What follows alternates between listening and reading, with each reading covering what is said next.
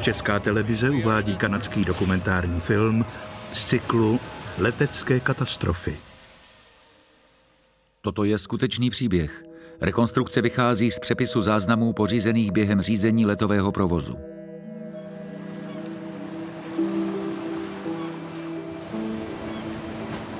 Východní pobřeží Kanady, září roku 1998. Na palubě moderního dopravního letounu patřícího renomované letecké společnosti vypukl ve výšce 10 000 metrů požár. Swiss Air 111, vypouštíme palivo a musíme přistát. To byla jedna z posledních zpráv, kterou posádka vyslala. Všechno tu hoří! Pak se letoun zřítil do moře.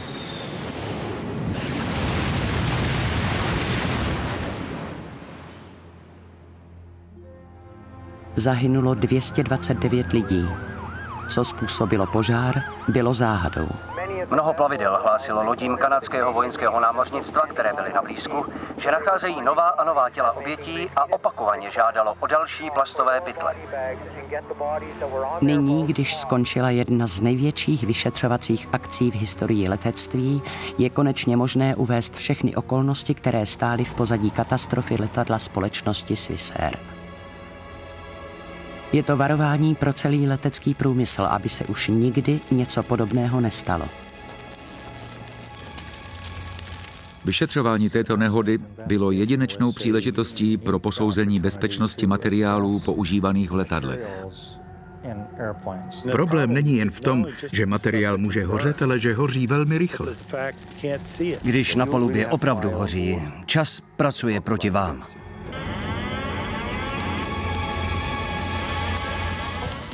Když na palubě vypukne požár.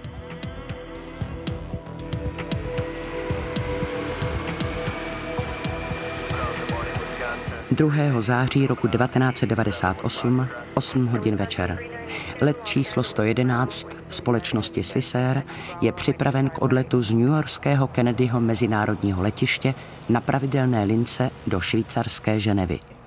Letoun McDonnell Douglas 11 byl uveden do provozu v roce 1986 jako výrazně modernizovaná verze již zastaralého typu DC-10.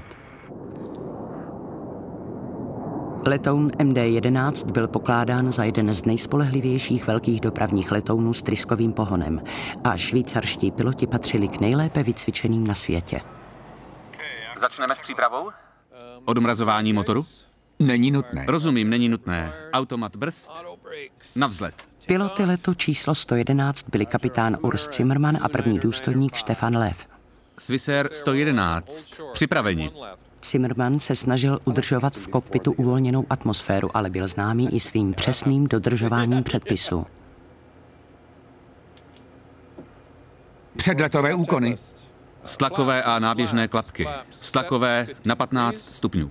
Na 15.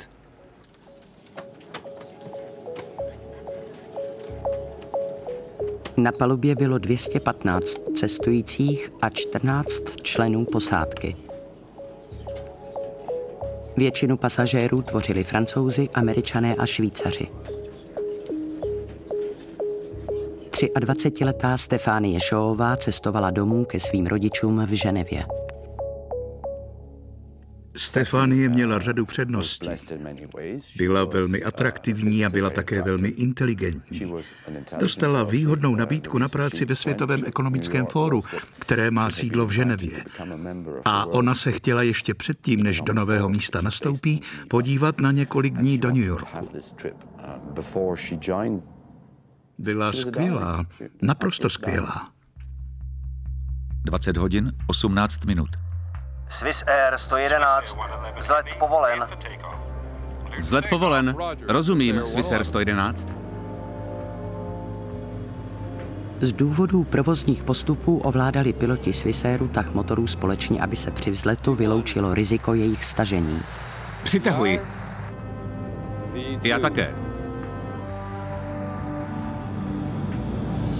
Letoun se odlepil od země a vydal se na severovýchod směrem k otevřenému Atlantiku. Během prvních 15 minut po vzletu nepřicházely z paluby letadla žádné informace. Vyšetřovatelé se později snažili tento neobvyklý postup vysvětlit. Občas se to stane. Ještě nebyli v oblasti takzvaného severoatlantického systému letových cest, kde obvykle nejste na rádiovém spojení. Takže si myslím, že to bylo poněkud neobvyklé, ale nejspíš zatím stála chyba v nastavení rádiové frekvence. Pilot si zadal nesprávnou hodnotu a potom se už zřejmě nesnažil nikoho kontaktovat. Bylo to zvláštní. Souhlasím s vámi. Je to zajímavá okolnost. 21 hodin 48 minut atlantského času. Letový provoz nad Atlantikem je řízen z centra v Monktonu, který leží v kanadské provincii New Brunswick. Až téměř půl hodiny po vzletu navázal kapitán Zimmermann spojení s letovým střediskem. Středisko Moncton, Swiss Air 111. Dobrý večer, letová hladina 330. Swiss Air 111, středisko Moncton. Dobrý večer. Hlášeny lehké turbulence ve všech letových hladinách. Monktone, Swiss Air. Byl to úplně normální let přes Atlantik.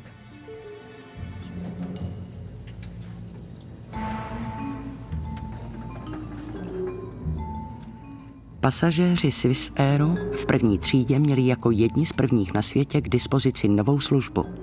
Byl to palubní systém, jehož prostřednictvím mohli sledovat filmy dle svého výběru, mohli se připojit na internet či dokonce hrát hazardní hry.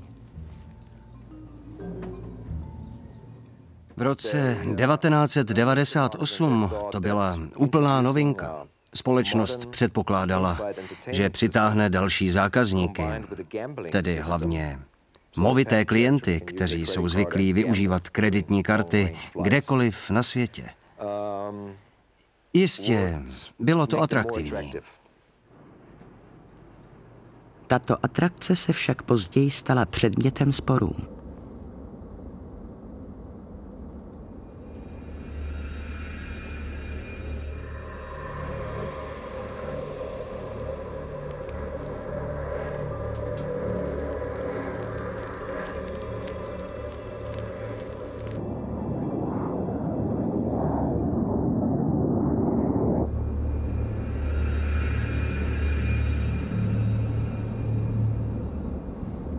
Necítíš něco? Ano, co je to? Podívej se, převezmu řízení. Rozumím, předávám řízení.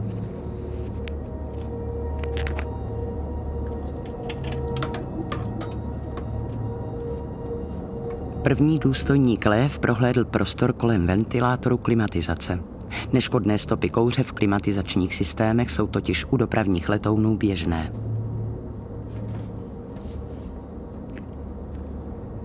Nic jsem nenašel.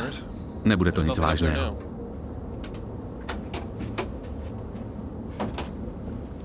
Volal jste mě, kapitáne? Před pár vteřinami jsme tu ucítili kouř. Cítíte něco? Ano, také ho cítím. A v kabině cestujících? Ne, určitě ne. Zhodli se na tom, že nejde o nic vážného. Už to zmizelo. Takže klimatizace? Ano. Zavřete ji, prosím.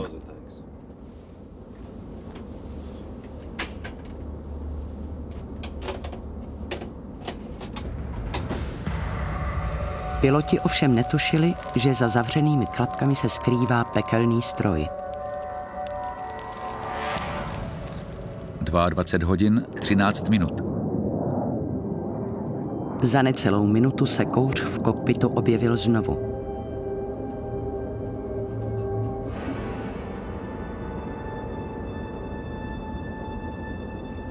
Zimmermann tedy postupoval podle předpisů. Rozhodl se odklonit let a přistát na nejbližším letišti. Najdi místo pro přistání.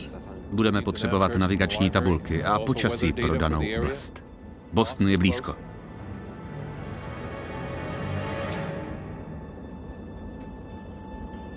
To nevypadá dobře.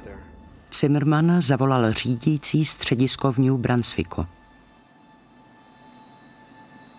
Středisko Moncton, Swiss Air 111. Dobrý večer. United 920, středisko Moncton. Dobrý večer. Dispečer byl právě ve spojení s jiným letadlem. Opakujte zprávu, prosím. Swiss Air 111 vyhlašuje pen. Máme kouř v kokpitu a žádáme okamžitý návrat na vhodné letiště, nejspíš do Bostonu. Pen je mezinárodně užívaný termín pro upozornění řídícího střediska na stav tísně. Říkáte do Bostonu? Asi do Bostonu. Nejdříve potřebujeme znát aktuální počasí. Začínáme točit doprava. Swiss Air 111. Swiss Air 111, klesejte na letovou hladinu 310. 310, Swiss Air 111. Toto je první rozhovor s přímým účastníkem tehdejších osudových okamžiků. Jmenuji se Bill Pickrell a toho dne jsem byl jedním ze 2 dispečerů, kteří v noční směně řídili provoz nad letištěm v Halifaxu. Ať je stav tísně vyhlášen z jakéhokoliv důvodu, postupuje se při něm obvykle stejně jako při stavu nouze. A tak tomu bylo i v tomto případě. Letoun ihned dostal prioritu a bylo vyrozuměno záchranné koordinační centrum. Druhý dispečer mezi tím zjistil, že letoun Swiss Airu je jen 120 km od Halifaxu, ale 550 km od Bostonu. Kapitán Zimmerman si však vybral letiště, které dobře znal. To je normální. Když máte problém, chcete ho raději řešit tam, kde to dobře znáte, protože pak máte víc času na to ostatní. Takže on pravděpodobně uvažoval takto. V kabině se objevil kouř.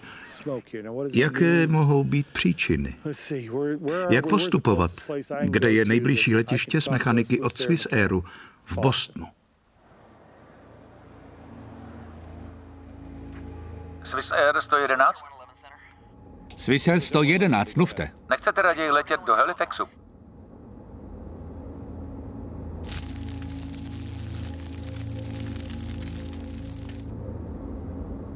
Musíme si vzít masky. Vydržte napřímo.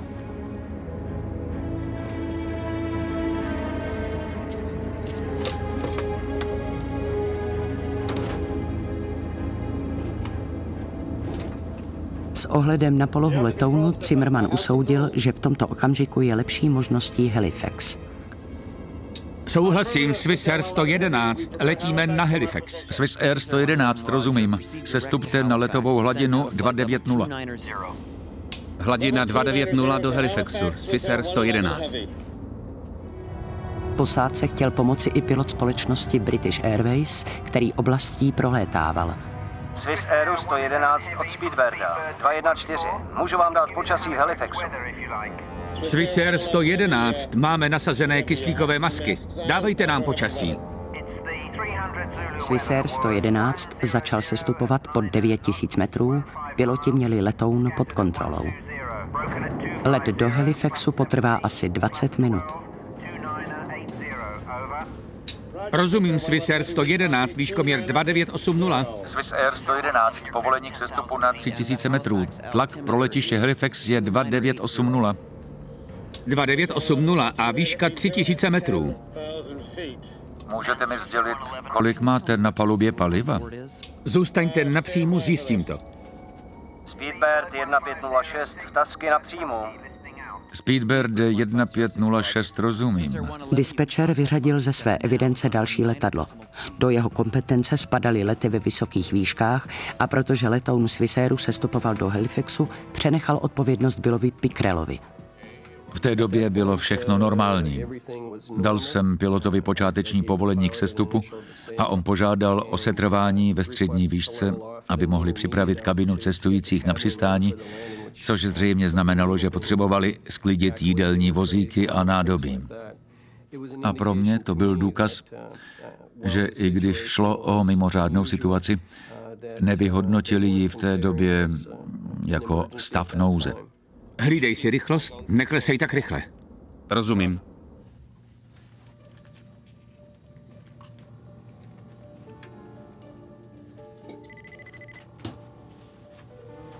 Ano, kapitáne? Máme v kokpitu kouř. Ať se posádka v kabině připraví, asi za 20 minut budeme přistávat v Halifaxu. Za chvíli začnu s přípravami. Ano, kapitáne. Zimmermann měl pro případ kouře v kokpitu 2 seznamy předepsaných úkonů. Jejich provedení vyžadovalo 20 minut, ale taková byla pravidla společnosti Swissair. Lev mezitím pokračoval v sestupu do Halifaxu.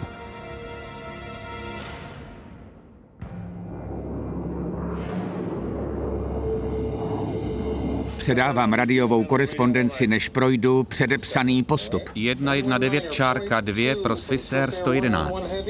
Rozumím. Letoun byl nyní ve výšce asi 7,5 tisíce metrů a Pickrell doporučil pilotům, aby sestoupili na 900 metrů. Ale Lev odpověděl, že raději poletí ve výšce 2,5 tisíce metrů, dokud nebude uklizena kabina cestujících. Swissair 111, mluvte. Jejich postup posiloval dojem, že mají v kokpitu vše pod kontrolou. Z mého pohledu to zpočátku vypadalo na docela jednoduchou operaci. Při níž by za normálního průběhu mělo letounu pro navedení do Halifaxu stačit minimální sledování. Swissair 111, můžete se stoupit na 900 metrů a nebo letět dál v současné výšce. Pickrell se však obával, že letadlo neklesá dost rychle. Zdálo se mi, že letoun letí příliš vysoko. A tak jsem se chtěl ujistit, že piloti vědí, jak daleko jsou od letiště a kolik kilometrů musí uletět, aby mohli posoudit rychlost klesání a rozhodnout se, co přesně chtějí. Rozumím, klesáme na 2400 metrů. Máme povolení kdykoliv sestoupit na 900 metrů. Budu vás informovat. Vyžadujete vektorování pro nalétnutí do roviny sestupu dráhy 06? Rozumím, počítáme s vektorováním pro dráhu 06. Swissair 111, rozumím, točte doleva na kurz 030. Točíme doleva na kurz 030 pro Swissair 111.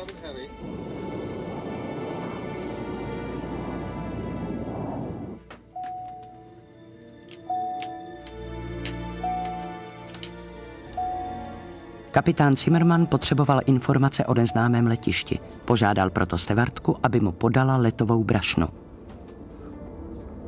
Volal jste mě, kapitáne? Podejte mi, prosím, přibližovací mapy pro Halifax.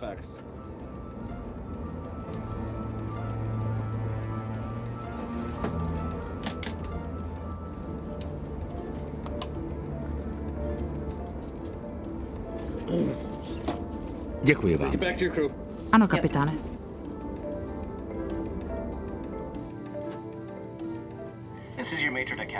Hlavní steward informoval cestující o tom, že let je odkloněn. Nevznikla žádná panika.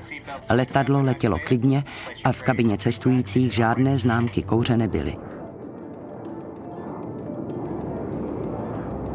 Swissair 111, frekvence směrové roviny je 109,9. K počátku dráhy máte 55 kilometrů. Swissair 111, letící stále ve výšce přes 6000 metrů, byl však příliš vysoko na to, aby mu pro přistání stačilo jen 55 kilometrů letu. Frekvence směrové roviny je 109,9. Dobře, rozumím. 109,9. Rozumím. Točíme doleva. Kurz sever. Swissair 111. Musíme vypustit palivo. Souhlasím. Až dosud mluvili piloti během radiové komunikace klidným tónem. Řídící středisko však přesto požádalo o vyhlášení pohotovosti na letišti v Halifaxu. 22 hodin 21 minut. V souvislosti s přípravou pozemních záchranných týmů na nouzové přistání požádal Pickrell piloty o potřebné informace. Swissair 111, můžete mi nahlásit počet pasažérů a množství paliva? Je to pro záchranné služby. Rozumím, v tuto chvíli je na palubě 130 tun paliva. Musíme nějaké vypustit. Můžeme to provést v této oblasti při sestupu. Pickrell byl překvapen, že se o nutnosti vypustit palivo dozvěděl tak pozdě. V tom okamžiku začala být situace vážnější. Vlastně se od té chvíle s každým radiovým hovorem komplikovala víc a víc. Pickrell zvážil, jaká bezpečná místa může zvolit, aby se letoun příliš nevzdálil od Halifaxu. Rozhodl se navést letoun nad záliv svaté Margarety, asi 55 kilometrů od letiště. Druhá možnost byla, kdyby řekli, že potřebují zůstat blízko, otočit letadlo doprava a navést je na některou z vnějších runwayí. Potřeboval jsem, aby letěli v kruhu nebo stále rovně, aby pak do toho paliva nevletěli. To by nebylo dobré. Vypouštění paliva je standardní postup. Dopravní letoun s plnými nádržemi je příliš těžký a během přistávání by se mohl rozlomit. Druhý pilot Lev ale zvažoval, zda by za dané situace nebylo možné předpisy obejít. Neměli bychom vypouštění paliva vynechat a rovnou přistát? Ne, vypust ho. Dobře, můžeme točit doleva nebo doprava, abychom mohli vypouštět. Provedl jsem vektorování zpět k zálivu svaté Margarety, abych ho tím směrem navedl. Opět to vypadalo tak, že situace na palubě není kritická a že skutečně mají dost času na to, aby se vrátili a vypustili palivo nad vodou. Swiss Air 111 rozumím, točte doleva na kurz 200 stupňů a dejte mi vědět, až budete připraveni vypouštět palivo. K pobřeží vám zbývá asi 20 kilometrů. Zůstanete ve vzdálenosti asi 45 kilometrů od letiště.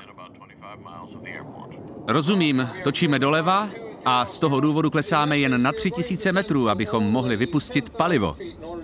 Rozumím, udržujte 3000 metrů. Řeknu vám, až budete nad vodou. Bude to velmi brzy. Rozumím. Zatímco Zimmermann pokračoval v provádění předepsaných úkonů, Lev nechtěně zapnul rádiový vysílač. Procházíš nouzový postup pro kouř v kabině? Ano. Swiss Air 111, opakujte, prosím. Promiňte, to nebylo pro vás, to byla vnitřní komunikace. Rozumím. Rychlost klesá pod 570, mám ji stabilizovat? Ano, bude to tak lepší. Swiss Air 111, pokračujte doleva, kurz 180. Zbývá vám asi 30 kilometrů k pobřeží. Rozumím, doleva, kurz 180, Swiss Air 111, zůstáváme ve 3000. Rozumím. Vypni hlavní spínač vybavení kabiny cestujících. Vypnout, rozumím. V kabině cestujících zhasla všechna světla. Pro pasažéry to bylo znamení, že něco není v pořádku, ale steward je v zápěti uklidnil. Dámy a pánové, osvětlení v kabině bylo dočasně vypnuto. Zůstaňte prosím v klidu, posádka použije svítilny, aby mohla plnit své úkoly při přistání. Přestože kokpit byl plný kouře, v kabině cestujících po něm nebylo ani stopy.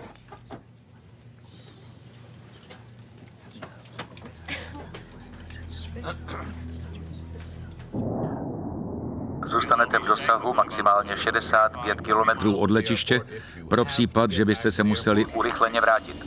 Dobrá, souhlasíme. Řekněte prosím, kdy můžeme začít vypouštět palivo. Náhle přišel signál, který piloty upozornil, že kouř je příznakem závažnějšího problému.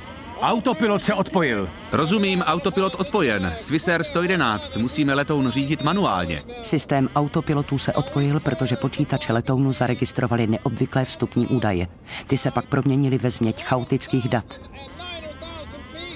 Swiss Air 111, můžete zůstat v rozmezí 1500 až 3000 metrů. Přístroje přestávaly fungovat jeden po druhém. V kokpitu se objevily plameny. Swiss Air 111 vyhlašuje stav nouze. Rozumím, jsme někde mezi výškami 3600 a 1500 metrů a vyhlašujeme stav nouze teď, v čase 1024. Pak mluvili oba piloti současně. V důsledku dalších rušivých vlivů v dispečerské místnosti nebyl Pickrell schopen zaregistrovat kritickou část rádiové komunikace. Vypouštíme palivo, musíme přistát okamžitě. Swiss Air 111, ještě pár kilometrů a ozvu se vám. Rozumím. Vyhlašujeme stav nouze, Swiss Air 111. Okamžik, kdy přeslechl toto hlášení, prožívá Bill Pickrell dodnes. Nevím, jestli se ten pocit dá dost dobře popsat. Od té doby jsem si 1000krát probíral události té noci, abych zjistil, jestli jsem mohl udělat víc, nebo jestli jsem se snad dopustil nějaké chyby, anebo k tomu nějakým způsobem přispěl. A nakonec jsem dospěl k názoru, že jsem nic víc udělat nemohl, že jsem udělal vše, co se udělat dalo. Čas neúprosně ubíhal.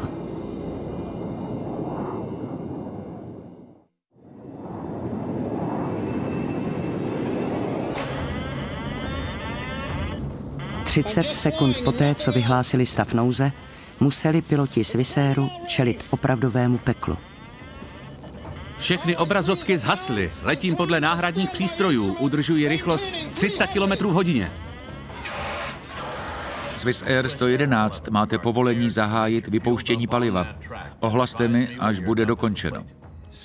Když jsem mu dal povolení, aby začal vypouštět palivo, nepřišla žádná potvrzující odpověď. Zpočátku jsem se tím nezabýval, protože jsem si myslel, že je pravděpodobně zaneprázdněn prováděním předepsaných úkonů. Na školeních jsme dostali instrukce, abychom piloty v takových situacích nevyrušovali.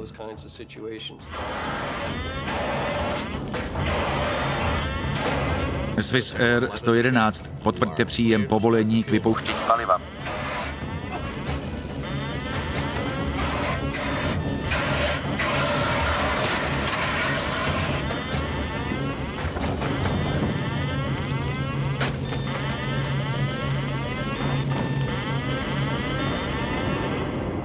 Komunikace s letadlem byla přerušena.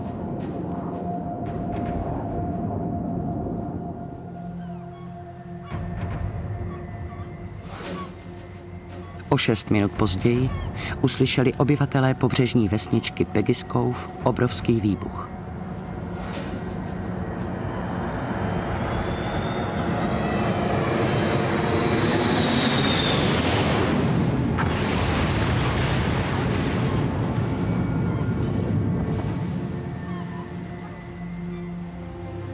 Nikdo v tu chvíli nevěděl, co se vlastně stalo.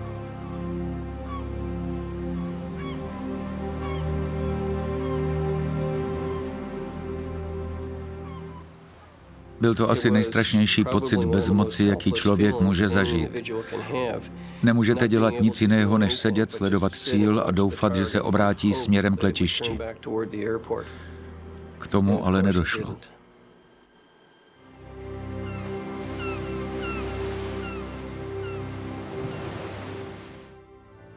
září 1998.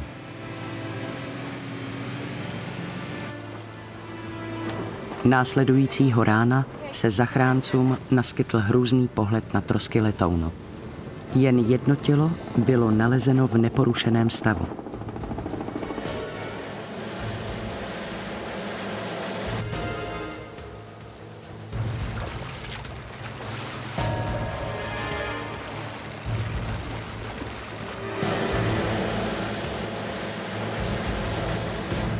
Otec 23leté Stefanie, Jen Shaw, měl zlou předtuchu.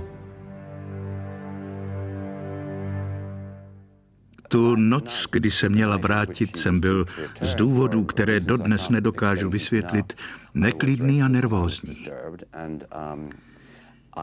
Usnul jsem brzy a vzbudil jsem se, když má žena ještě byla vzhůru. Zeptal jsem se jí, jestli nemá nějaké zprávy o Stefanii.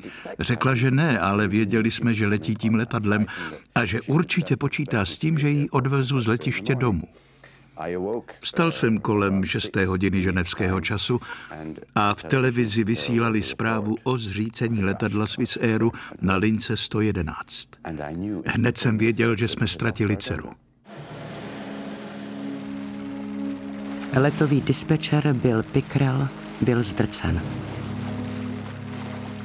Byl to hrozný zážitek. Nevím, jestli ty pocity dokážu vyjádřit. Pracujete, abyste poskytoval určitou službu a občas se dočtete, že nějaké letadlo kdysi havarovalo. Ale nikdy nepředpokládáte, že se to stane vám. A když k tomu dojde, tak pocítíte, že jste v tom úplně sám.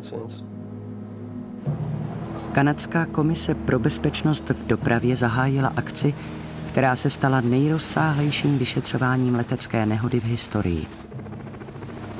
Na počátku bylo jasné jenom to, že v kokpitu letounu vypukl požár, ale co ho způsobilo, zůstávalo záhadou.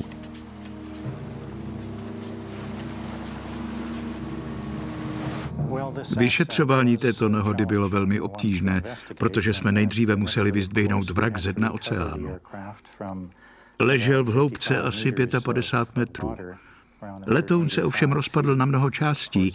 Jak se později ukázalo, bylo to několik milionů kusů. Tím jsme tedy museli začít. A když máte tak obrovské množství úlomků, musíte zjistit a určit, které z nich jsou ty důležité. A vypovídají něco o tom, co se stalo a proč se to stalo. 3. září 1998. Komise postupovala podle plánu, který měl 5 etap. Nejprve byli nasazeni potápěči, aby prozkoumali dno. Zjistili, že zbytky letounu jsou rozptýleny na velké ploše. S horšícím se podzimním počasím však stoupalo riziko ohrožení potápěčů. Tímto tempem by vyzdvihování trosek trvalo celé roky. 12. září 1998. Ve druhé etapě tedy začalo detailnější pátrání za pomoci dálkově ovládaných plavidel amerického vojenského námořnictva. A pak vyvstala otázka, jak vyzdvihnout značné množství kusů z mořského dna. Museli jsme zkoumat drobné části letadla. Z letounu Swiss Airu jsme měli k dispozici asi 2 miliony kousků a museli jsme je prohlédnout skoro všechny, abychom mohli vyloučit určité možnosti. Teroristy, bomby, různé typy závad. Průlom v pátrání nastal, když se podařilo najít černé skřínky. Hlasové i datové záznamy vyšetřovatelům prozradili, že až na posledních několik minut v letadle vše fungovalo bezchybně. Prozkoumali jsme všechny možné parametry. V letových údajích jsme nenašli nic, co by naznačovalo, že když posádka vyhlašovala pen, tedy stav tísně kvůli kouři v kokpitu, byl v letadle nějaký problém. Domníváme se, že letadlo bylo relativně provozuschopné. Zdá se, že až na ten kouř, kterého si všimli, vše ostatní fungovalo dobře. A když podle plánu začali sestupovat, postihla je série systémových závad, které měly velmi rychlý sled a nečekaný průběh. Autopilot odpojen, Swiss Air 111. Musíme letoun řídit manuálně. Tým Mikea Poola zkoumající černé skřínky pak narazil na překážku. V záznamech obou rekordérů chybělo posledních 6 minut. Během 90 sekund se věci seběhly velmi rychle a důležité systémy odcházely jeden po druhém. A jednou z posledních věcí, o nich jsme věděli, bylo to, že přestali fungovat oba rekordéry. Oheň tedy poškodil kabely a vyřadil záznamníky z provozu. O příčině ani o místu vzniku požáru se kvůli selhání černých skříněk vyšetřovatelé nedozvěděli nic podstatného. 13. října 1998.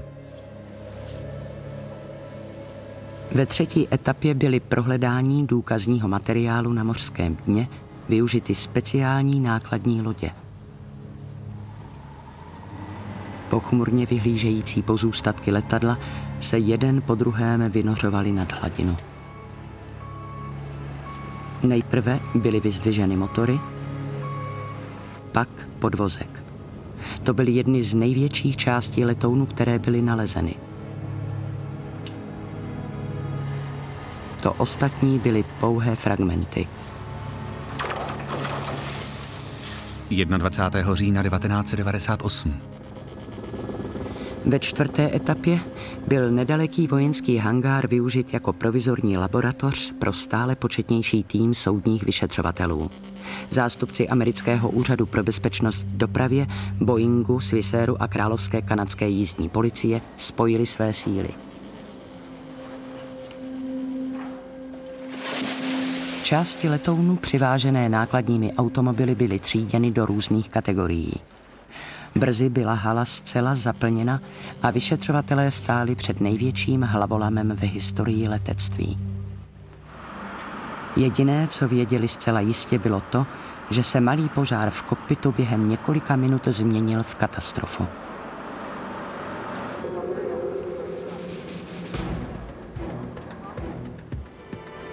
Tým rozstřídil 250 kilometrů kabelů, které byly vyjmuty z trosek. A pak narazil na první opravdovou stopu. Známky elektrického oblouku, ožehnutí na kovu svědčilo o tom, že požár vznikl v zadní části kokpitu přímo za prvním důstojníkem. Po prozkoumání plánu kabeláže padlo podezření na zábavní a informační systém v první třídě. Systém měl několik závažných nedostatků. Měl velkou spotřebu energie a velmi se ohříval a tím, že byl stále v provozu, zvyšoval teplotu v kabině. Nebyl tam nainstalován jednoduchý vypínač a ani odpovídající chladící systémy. Vyšetřovatelé byli přesvědčeni, že konečně nastal tolik očekávaný průlom. Naše zpráva poukazuje na to,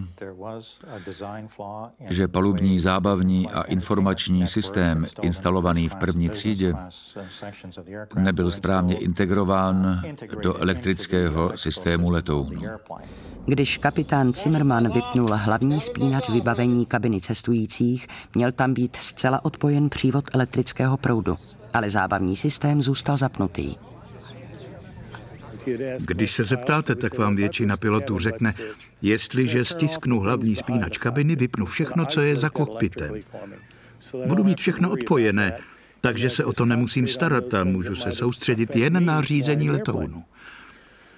Ale ukazuje se, že v tomto případě mohl přívod elektřiny k zábavnímu systému hlavní spínač obcházet. Swissair okamžitě u všech svých zbývajících letadel vyřadil tuto novinku z provozu. A americký úřad pro bezpečnost v dopravě nařídil kontrolu kabeláže v kokpitech všech letounů MD-11. Ale to nestačilo. V době, kdy vypnuli hlavní spínač vybavení kabiny cestujících, se už požár na palubě letounu šířil, takže to nemělo žádný vliv na jeho vznik a průběh. Vyšetřovatelé však zjistili, že problém se zábavním systémem nemohl sám o sobě katastrofu způsobit. Pátrání pokračovalo. 4. listopadu 1998. V hangáru byl sestaven drátěný model letounu MD-11. Na tuto kostru pak byly postupně přikládány nalezené části vraku.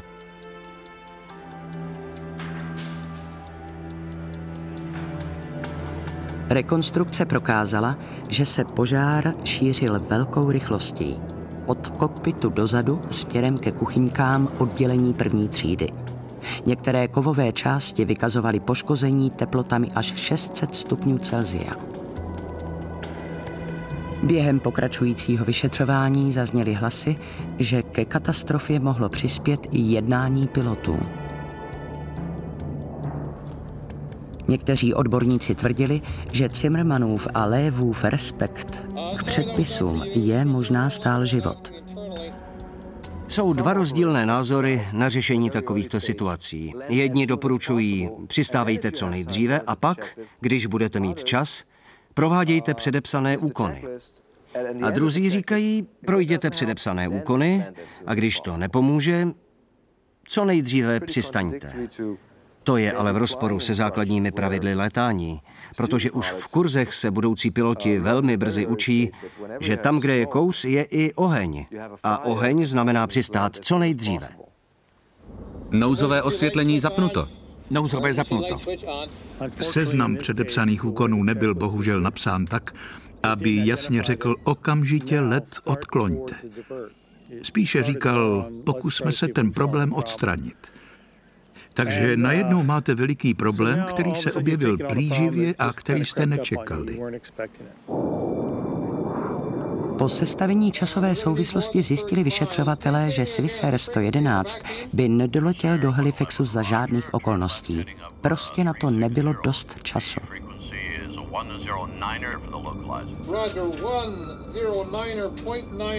Náš výpočet ukazuje, že kdyby sestup začal v ideálním bodě, tedy ve výšce 9900 metrů, kde byl letoun té noci asi ve 22:14, dostal by se na zem přibližně za 13 minut. To znamená ve 22:27. Ale už ve 22:24 začaly v letounu selhávat všechny důležité systémy. Proto se domníváme, že za těchto okolností by posádka v daném čase nebyla schopná s letadlem úspěšně přistát. Ať byl požár letounu způsoben čímkoliv, šířil se smrtící rychlostí. Záhada zůstávala nevyřešená. Září 1999. Uplynul rok a začala další náročná operace.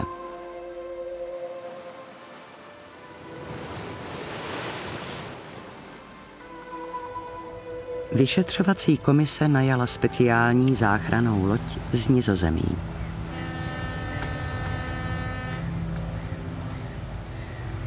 Plavidlo mělo mohutný podtlakový systém, který umožňoval vysát ze dna oceánu i ty nejmenší částečky letounu.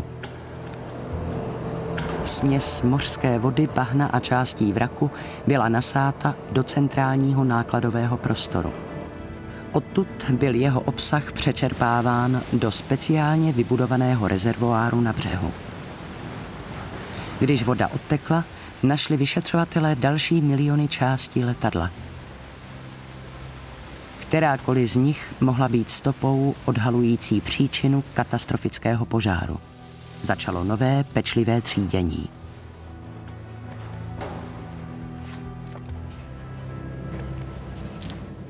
Listopad 1999. Po 15 měsících nakonec vyšetřovatelé našli to, co hledali. Jeden vadný kabel. Pátrali jsme po všech možných zdrojích tepla, které mohly způsobit požár. Až jsme objevili drát, kde vznikl elektrický oblouk a hned vedle něj byl velmi hořlavý materiál nazývaný metalizovaný polyetylén tereftalát. Je to materiál, kterým se obalují izolační obklady. Tato polyetylénová izolace použitá v letounu MD-11 se běžně vyskytuje v dopravních letadlech po celém světě. Prošla průmyslovými testy hořlavosti, které požadují, aby materiál po krátké době sám přestal hořet. Ve vyšetřování teď nastal prudký obrat. Místo pátrání po příčině požáru se komise zaměřila na hořlavé materiály, které umožnily jeho šíření. Termoakustický izolační materiál použitý v tomto letadle byl velmi hořlavý. Přestože prošel testy, zjistili jsme, že udržuje a podporuje hoření. Proto se vyšetřování soustředilo na hořlavost materiálu a na požadavek přehodnocení norem, podle nichž jsou certifikovány. A to pro všechny materiály, které se v letadlech používají, často na nepřístupných místech. Vyšetřovatelé nyní věděli, co se stalo. Mezi dráty v uzavřeném prostoru za kokpitem vznikl elektrický oblouk. Ten zapálil izolaci a od ní se vzněly další materiály, zejména pěnové plasty. Piloti nemohli tušit, jak rychle se oheň bude šířit. Ale 14 minut poté, co vyhlásili stav tísně, vyřadil požár z provozu všechnu elektroniku. Přestaly fungovat i černé skříňky. Soudní vyšetřování objasnilo i průběh posledních minut v kokpitu. Lev zůstal na svém sedadle, ale kapitán Zimmermann se zřejmě snažil požár uhasit. První důstojník patrně hledal místo, kam by mohl s velkým letounem dosednout. Byl ale v těžké situaci. Nezbývalo mu už mnoho přístrojů. Jsem si jist, že se pokoušel objevit místo, kde by mohl s velkým letadlem přistát. Třeba i nouzově, na vodu. Víme, že první důstojník byl ve svém sedadle. Nevíme však, jestli byl či nebyl při vědomí a možná utrpěl těžké popáleniny. Kapitán ve svém sedadle nebyl, takže se pravděpodobně snažil hasit oheň. Stránky seznamu předepsaných úkonů byly seškvařené, což naznačuje, že mohly být použity přímo k hašení. Ve 22:30 vypnul Lev motor číslo 2. Vyšetřovatelé zjistili, že pravděpodobně dostal výstražný signál upozorňující na oheň v motoru. To znamená, že Lev byl naživu ještě minutu před dopadem letounu na hladinu oceánu. Je možné, že cestující až do posledních okamžiků o požáru nevěděli. Byly nalezeny částice sazí a kouře i na části stropu první třídy.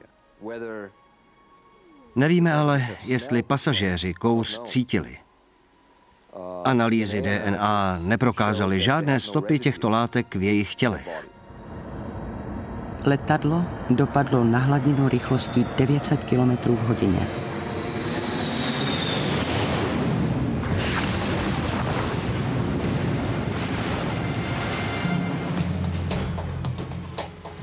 Analýza trosek letounu probíhala 4,5 roku a náklady na ní vystoupaly na 40 milionů amerických dolarů.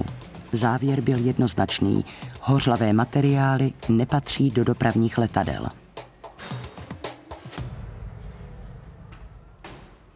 Velice rychlé rozšíření požáru v tomto letadle nás všechny překvapilo. Proto jsme znovu zdůraznili, jak důležité je zvýšit přísnost norem pro hořlavost materiálů, které jsou v letadlech používány. Ian Shaw čekal 4 roky na zprávu, z níž se měl dozvědět, jaká drobná závada připravila o život jeho dceru.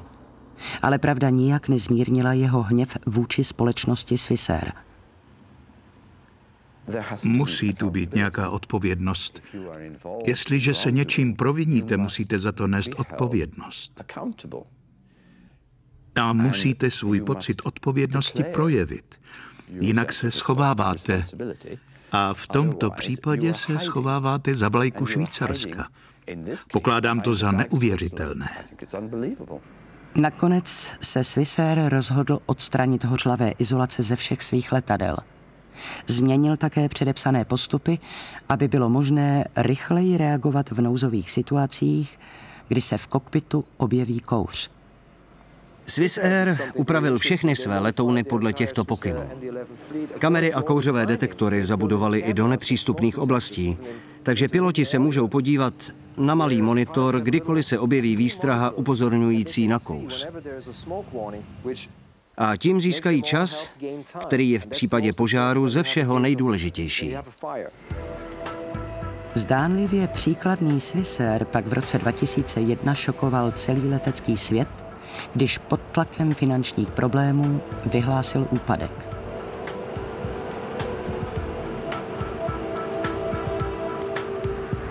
Hořlavý izolační materiál, který způsobil požár letounu Swissairu, ale dodnes zůstává ve 2/3 dopravních letadel. Jak dlouho? Metalizovaný polyetylén tereftalát byl v podstatě zakázán a byly přepracovány normy pro jeho používání v letadlech. Zatím ještě nebyly uzákoněny, ale doufáme, že se tak stane v co možná nejbližší době.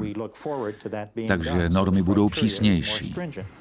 Americká federální letecká správa nařídila odstranění tohoto materiálu ze všech dopravních letadel.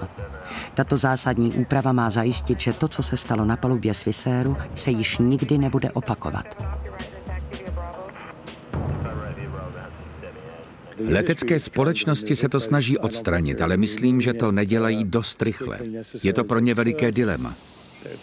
Jak drahá bude ta výměna?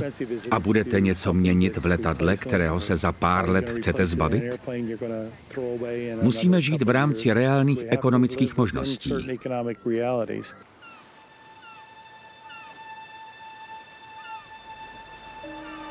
Náhlá ztráta jediné dcery způsobila Ianu Shawovi trauma, které navždy změnilo jeho život. Opustil svou ženu i svůj dům v Ženevě A v kanadské provincii Nové Skotsko nyní provozuje skromnou restauraci. Z její terasy je výhled na oceán, v němž Stefanie tragicky zahynula. Proč jsem se usadil právě na tomto místě? Hodně lidí mi říkalo, ano, chápeme, že chcete být blízko místa, kde se zřítilo letadlo a kde zemřela vaše dcera. Ale to není důvod, proč tu jsem. Swissair mě připravil o to nejcennější, co jsem měl. Našel jsem útěchu ve vnímání přítomnosti věčného oceánu, oceánu, jehož pravidelný pohyb tam a zpět se opakuje už tisíce a miliony let. Přišel jsem do těchto míst, protože jsem musel. Proč jsem tady, vám ale nedokážu racionálně vysvětlit. Byl to nevyzpytatelný osud.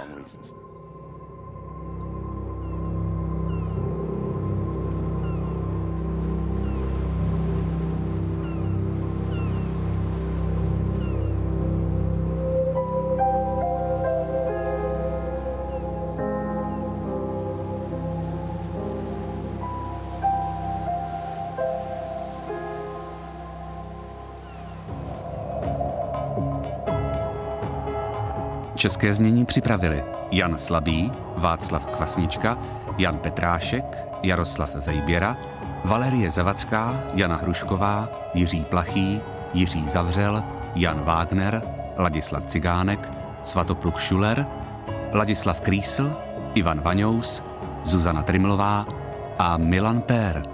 Česká televize 2007.